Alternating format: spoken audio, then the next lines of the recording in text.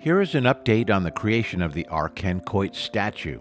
The statue is at the Artworks Foundry in Northern California. All of the individual parts of the statue have been cast in bronze.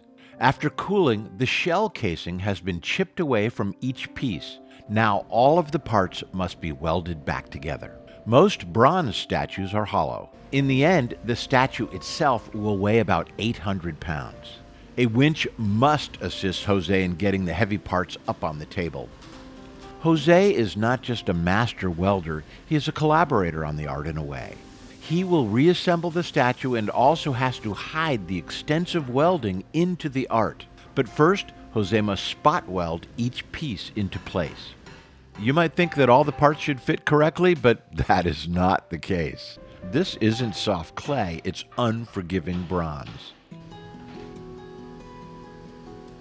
Some of the welds are on the inside for strength, but most of the welds are done from the outside. There are production holes all over the statue to facilitate the process, and all of those holes and gaps must be filled and welded closed. Every welding seam must be blended in to match the texture of the art. Now here's the beginning of a more completed weld. This is an ancient craft, and little has changed about the process for centuries. Now to remind you, Coit Statue was created by the renowned sculptor Bruce Wolf. Bruce Wolf is the master. I work in here for almost 26 years. This is the most important artist here.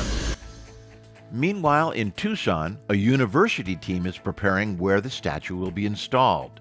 U of A facilities will be creating the cement and marble base for the statue. Facilities constructed an exact size base out of wood to demonstrate and visualize the size and position of the statue. Be sure to put October 29th, 2022 on your calendar for the unveiling of the completed statue, Homecoming, the grand opening of the Coit Museum of Pharmacy and Health Sciences, and it's the 75th anniversary. We will be looking forward to seeing you there.